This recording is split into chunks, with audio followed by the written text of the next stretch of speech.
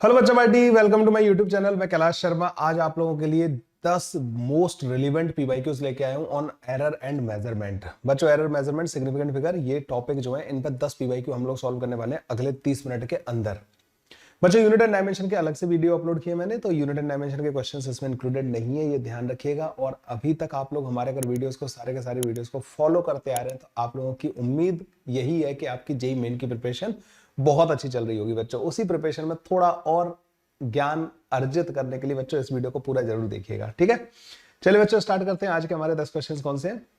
यहाँ पे बच्चों पहला क्वेश्चन दे रखा है, ये कॉन्सेप्ट थोड़ा रिपीट भी हो गया, मतलब सेकंड वाले वीडियो में भी इस तरीके का कॉन्सेप्ट था, लेकिन इसके क्वेश्चन ही रिपीट होते हैं तो इसलिए कॉन्सेप्ट को भी रिपीट कर दिया हमने। यहाँ पे दे रखा है बच्चों, in an experiment to find the acceleration due to gravity g using the simple pendulum, time period of 0.5 second is measured from time of 100 oscillation with a watch of 1 second resolution.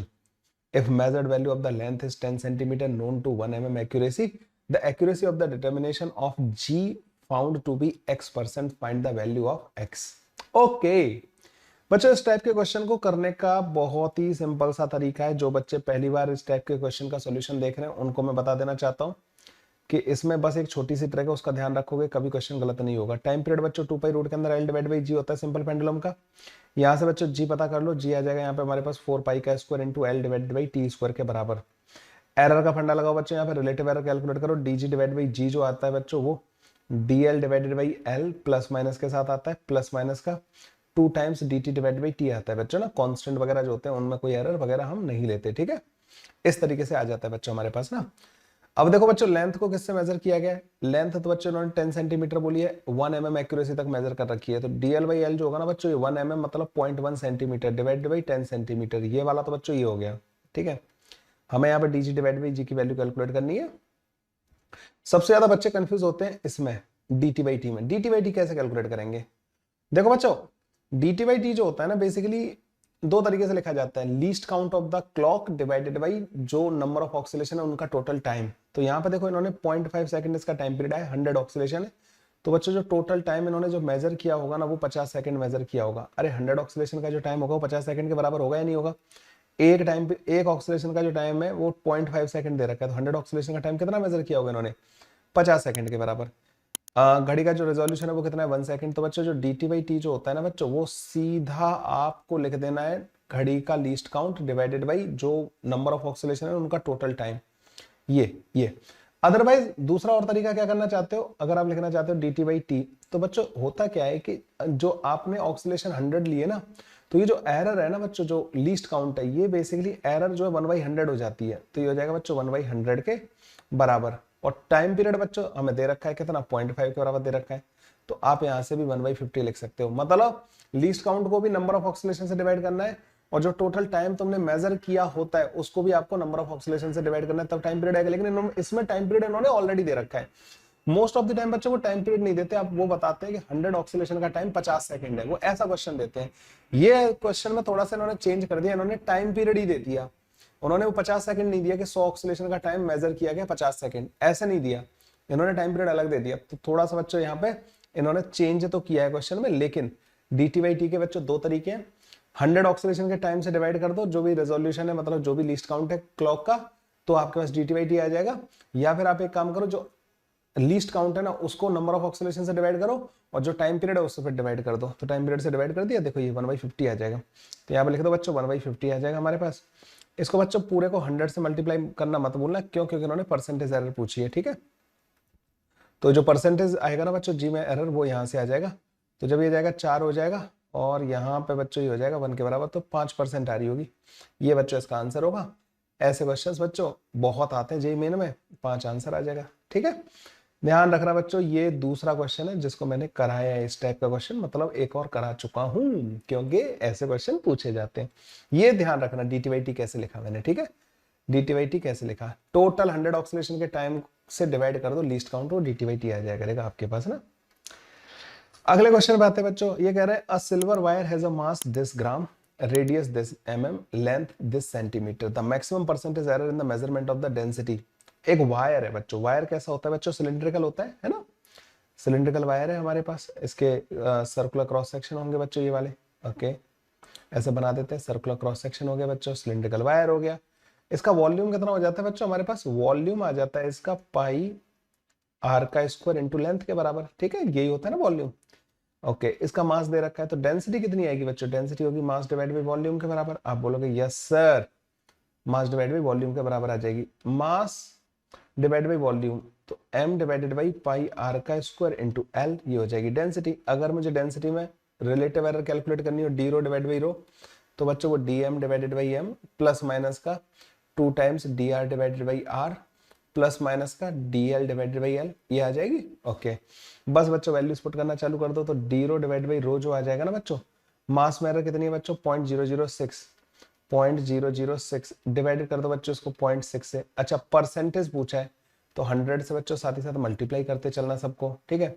Plus minus का radius में error कितना है बच्चों, तो 2 times radius का error 0.005 divided by 0.5 into 100 कर देना बच्चों, प्लस माइनस का डीएल अपॉन एल, लेंथ में एरर कितना है बच्चों 0.04 डिवाइडेड बाई 4 कर देना इंटू 100 से मल्टीप्लाई कर देना। परसेंटेज एरर इन डेंसिटी जो आएगी ना बच्चों, कितनी आ जाएगी हमारे पास यहाँ से, देखो ये कट जाएगा तो यहाँ 0.1 बचेगा, यहाँ से 1% प्लस माइनस का ये आ जाएगा बच्चों यहाँ से हमारे पास, ये भी 2% प्लस माइनस का 1%, तो ये बच्चों 4% के बराबर आंसर आ रहा होगा। लो जी, हो जाएगा, कर लोगे। अगर फ्यूचर में तुम्हें ऐसे क्वेश्चन देखने को मिले, will you be able to solve this question. और रिपीट होते हैं बच्चों इस टाइप के क्वेश्चन ना, पहले क्यूब का आया था एक ऐसा क्वेश्चन, क्यूब की डेंसिटी से रिलेटेड, अब इसका दे दिया, देखो वायर का दे दिया, बस फॉर्मूला थोड़ा बहुत वेरी करेगा। ऐसे बच्चों डेंसिटी के क्वेश्चंस को सॉल्व कर लेना, ए ऑप्शन बच्चों इसका करेक्ट ऑप्शन आ जाएगा। Let's move to the next question बच्चों। Given below are the two statement, labelled as the assertion and other is labelled as the reason, ठीक है। असर्शन ए दे रखा है बच्चों, vernier callipers if positive zero error exist then while taking the measurement the reading will be more than the actual reading. बच्चों अगर कभी भी पॉजिटिव जीरो एरर होती है ना, तो हमारी रीडिंग जो है ना वो एक्चुअल रीडिंग से ज्यादा आती है। जैसे बच्चों बहुत सिंपल सा एग्जांपल देता हूं, आप गए कुछ, मान लीजिए शुगर लेने के लिए गए, चीनी लेने के लिए गए, ठीक है, ग्रोसरी स्टोर गए चीनी लेने के लिए, उसमें बच्चों उसकी जो वेइंग मशीन थी ना वो पहले से ही 100 ग्राम रीड कर रही थी, मतलब ना 100 ग्राम दिखा रही थी। उसने चीनी रखी, 1 किलोग्राम तौल के तुम्हें दे दी, तो क्या तुमने उसको, तो उसने तुम्हें 1 किलोग्राम दी? नहीं, 100 ग्राम तो पहले ही रीड कर रहा था, 100 ग्राम से 1 किलोग्राम के बीच में 900 ग्राम चीनी दी, लेकिन वो दिखा कितना रहा है आपको 1 किलोग्राम, जबकि चीनी एक्चुअली कितनी ली है आपने 900 ग्राम। तो अगर कभी भी बच्चों पॉजिटिव जीरो एरर होती है ना, पहले से कुछ रीडिंग वो शो कर रहा होता है, तो बच्चों जो मेजर्ड वैल्यू आती है ना वो ज्यादा आती है एक्चुअल वैल्यू से, ठीक है। तो ये वाला स्टेटमेंट तो बिल्कुल सही लग रहा है। In the vernier callipers if positive zero error exist then while taking the measurement the reading will be more than the actual reading, ठीक है। रीडिंग बच्चों एक्चुअल रीडिंग से ज्यादा आएगी, इसलिए एक्चुअल रीडिंग जब फाइंड करते हैं ना तो जीरो एरर को माइनस करते हैं। तो जब आपको चीनी का एक्चुअल वेट पता करना होगा ना, तो जो वेट तुम्हें दिख रहा है 1 किलोग्राम, उसमें से जो पहले जीरो एरर थी 100 ग्राम वो माइनस करोगे तो 900 ग्राम तुम्हारे पास एक्चुअल रीडिंग आएगी। तो एक्चुअल रीडिंग हमें लिखनी होती है। तो ये वाला स्टेटमेंट सही हो गया बच्चों। तो इसमें इन्होंने बोलना चाहिए था कि उससे रिलेटेड वो फॉर्मूला जो होता है ना कि actual reading is equal to measured reading minus का जीरो एरर, उस वो एक्सप्लेनेशन होता है इसका ना। इन्होंने बोला था zero error in the vernier callipers might have happened due to the manufacturing defect और due to the rough handling. Obvious बात है, जीरो एरर किस वजह से आएगी, जीरो एरर उसमें इंस्ट्रूमेंट में पहले से ही रहती है ना, तो वो या तो मैन्युफैक्चरिंग डिफेक्ट हो गया, मतलब जो जॉज है वो घिस गए है ना, वो उतने प्रॉपर नहीं बनाए, तो उनको सेट करने में आपको ज्यादा आगे पीछे करना पड़ रहा है। Zero of vernier scale is not coinciding with the zero of the main scale. तो इस तरीके से ना, तो सही है, ये भी स्टेटमेंट भी सही है। रफ हैंडलिंग की वजह से कई बार खराब हो गया या फिर मैन्युफैक्चरिंग डिफेक्ट है, दोनों सही है। क्या ये ऊपर वाले का नीचे वाला एक्सप्लेनेशन है? नहीं, ये जीरो एरर क्यों होती है ये बता रहे हैं, और वो रीडिंग जो एक्चुअल रीडिंग होती है वो कम क्यों होती है वो उसका रीजन पूछ रहा है। तो रीजन नहीं है एक दूसरे का ना, इसलिए बच्चों दोनों स्टेटमेंट सही तो है but they are not the correct explanation of, मतलब reason is not the correct explanation of the assertion. तो बच्चों यहाँ पे डी ऑप्शन हमारा करेक्ट ऑप्शन आ जाएगा। अगले क्वेश्चन पे आते हैं बच्चों, देखो एक और वर्नियर का क्वेश्चन आ गया। If 50 vernier division are equal to 49 main scale division of a travelling microscope and one smallest reading on the main scale is this.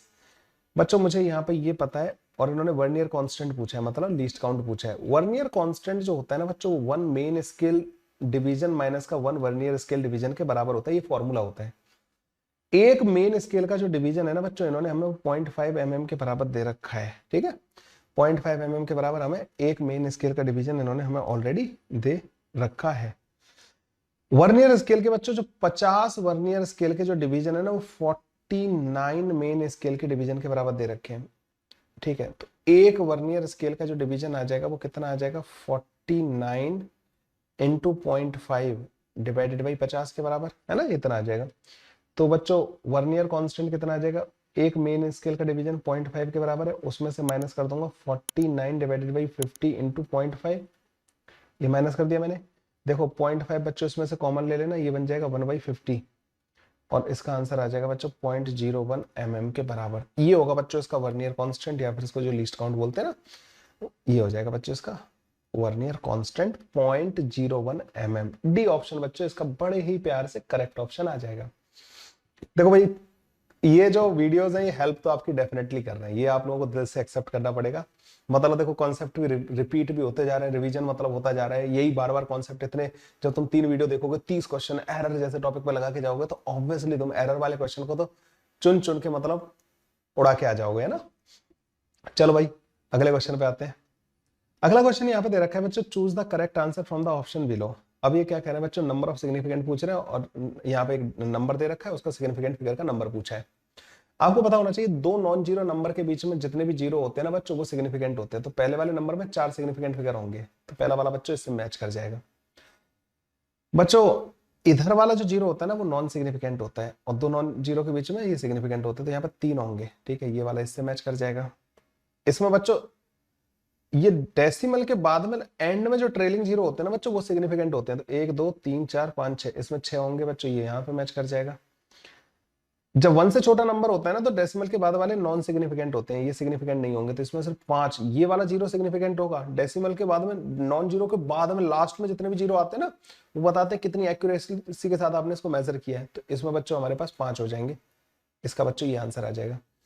तो बच्चों ए वाले का हमारा 2 आ रहा होगा, ए का 2 किस में आ रहा है, इस वाले में आ रहा है। बी का बच्चों 1 आ रहा है, सी का बच्चों हमारे पास 4 आ रहा है, और डी का बच्चों 3 आ रहा है।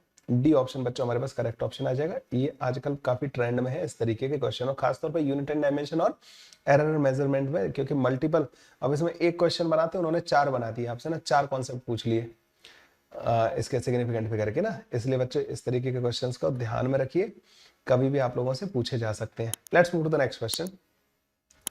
If the percentage error in the measurement of the length and the diameter of the wire are 0.1% each, then the measurement in its resistance will be। बच्चों आपको रेजिस्टेंस का फॉर्मूला याद है? रेजिस्टेंस का जो फॉर्मूला होता है वायर के लिए, rho into length divided by area होता है, ठीक है। जिसको आप ऐसे भी लिख सकते हो, rho into length divided by area को लिख दोगे आप पाई आर का स्क्वायर, ठीक है। या आप इसको ऐसे लिख सकते हो 4 rho into length divided by pi into diameter का स्क्वायर। डायमीटर के टर्म में लिखोगे तो 4 आ जाएगा बच्चों, ठीक है। रो होती है बच्चों यहाँ पे रेजिस्टिविटी। क्या रेजिस्टिविटी में एरर वगैरह इन्होंने दे रखी है, हमें कुछ बोला है उसके बारे में? नहीं बोला है, तो हम उसको एक्यूरेट कंसीडर करके चलेंगे। अब हमें रजिस्टर में एरर पूछिए डी आर अपॉन आर, क्या वो बच्चों हमारे पास D L upon L plus minus का 2 times D of diameter upon diameter हो जाएगा? नहीं हो जाएगा? आप बोलोगे यस सर। लेंथ में एरर कितनी दे रखी है बच्चों? 1%, प्लस माइनस का 2 इंटू डायमीटर में एरर कितनी दे रखी है? 1%, ठीक है 1%। तो ये बच्चों रजिस्टर में परसेंटेज एरर इन रजिस्टर जो आ जाएगी ना बच्चों, एरर इन रजिस्टर, रेजिस्टेंस जो आ जाएगी बच्चों ना, रेजिस्टेंस में जो परसेंटेज एरर आ जाएगी, that comes out to be 3%, ठीक है। 3% will be the answer. Okay 3% बच्चों हमारे पास आंसर आ रहा होगा। कहाँ गया ये? अच्छा 0.1% है बच्चों ना, 0.1%, तो ये 0.3% आ जाएगा, ठीक है। बी ऑप्शन बच्चों हमारा करेक्ट ऑप्शन आ जाएगा। इजी क्वेश्चन था, इसमें ज्यादा कुछ था नहीं, ठीक है। अगले क्वेश्चन पे आ जाते हैं। The measured value of the length of a simple pendulum is 20 centimeter with 2 mm accuracy। देखो एक और क्वेश्चन बच्चों, देखो PYQ दिख गया हमें ना, अगेन सिंपल पेंडुलम का। The time for 50 oscillation was measured to be this with 1 second resolution. From this measurement, the accuracy of the measurement in the acceleration due to gravity is। Bar bar repeat होते हैं बच्चों इस तरीके के question ना, इसको तो दिमाग में भर के जाना। और एक वो शेरलेज एक्सपेरिमेंट जो होता है ना, यंग्स मॉडुलस वाला, जो एक क्वेश्चन मैंने तुम्हें कराया था, पीछे वाले वीडियोस में करा रखा है, इनको मतलब दिमाग में फिट करके जाना बच्चों, ठीक है। आपको पता है बच्चों टाइम पीरियड का फॉर्मूला कितना होता है, 2 पाई रूट के अंदर एल डिवाइड बाई जी। आप बोलोगे यस सर। यहाँ से जी का फॉर्मूला क्या आ जाएगा बच्चों, 4 पाई का square L divide by T का स्क्वायर। बच्चों यहाँ से D G divide by G कितना आ जाएगा आपके पास, D G divide by G आ जाएगा हमारे पास D L divide by L, यहाँ पे भी प्लस माइनस लगा देना, प्लस माइनस का 2 times D T divide by T आ जाएगा। ठीक है, ये आ जाएगा बच्चों हमारे पास D L divide by L. यहाँ पे कितना दे रखा है बच्चों, 2 mm बच्चों एक्यूरेसी से मेजर किया, मतलब 0.2 सेंटीमीटर एक्यूरेसी से, डिवाइडेड बाई 20। ठीक है, और डी टी बाई टी कैसे लिखते हैं बच्चों, टाइम पीरियड में जो एरर होती है वो कैसे लिखते हैं, मैंने तुम्हें बताया था least count of the clock divided by जो तुमने टाइम मेजर किया है, 50 ऑक्सीलेशन का टाइम कितना मेजर किया, 40, तो 1 डिवाइडेड बाई 40। बस दिमाग में ज्यादा कंफ्यूजन रखो ही मत, ही हो गया। तो बच्चों D G divided by G जो आ जाएगा ना बच्चों, वो हमारे पास, इसको यहाँ पे लाके रखो परसेंटेज में, परसेंटेज की बात कर रहे हैं तो 100 से मल्टीप्लाई कर देंगे, 0.2 इंटू 100 डिवाइडेड बाई बच्चों 20, प्लस माइनस का 2 टाइम्स 1/40 इंटू 100। ठीक है, ओके, इसको 20 बार कटेगा, ये 5 बार काटेगा इसको ना, 5 बार, 5 1 आ जाएगा, तो ये 6% आंसर आ रहा होगा बच्चों। तो percentage D G divide by G जो आ जाएगा बच्चों 6% के बराबर आ जाएगा। यही बच्चों आपका आंसर होगा। 6% कहीं दे रखा है, ए ऑप्शन दे रखा है, एन की वैल्यू बच्चों 6 के बराबर आ जाएगी। लो जी, कितना आराम से सॉल्व हो गया। अगला क्वेश्चन, अगेन बच्चों एक और क्वेश्चन करंट इलेक्ट्रिसिटी में। अच्छा, मिक्स करके कॉन्सेप्ट वाले क्वेश्चन भी आते हैं बच्चों इसके ना। The resistance R is equal to V upon I, where V is equal to 200 plus minus का 5 volt and I equal to 20 plus minus का 0.2 volt, 0.2 ampere. The percentage error in the measurement of R is, R के measurement में बच्चों जो percentage error होगी वो हमें यहाँ पे बतानी है। ठीक है, ओके, देखो बच्चों फॉर्मूला हमें इन्होंने दे ही दिया है, R is equal to V upon I, तो dr अपॉन R जो होगा ना बच्चों, वो हमारे पास प्लस माइनस का dV अपॉन V होगा, प्लस माइनस का बच्चों डी आई अपॉन आई होगा।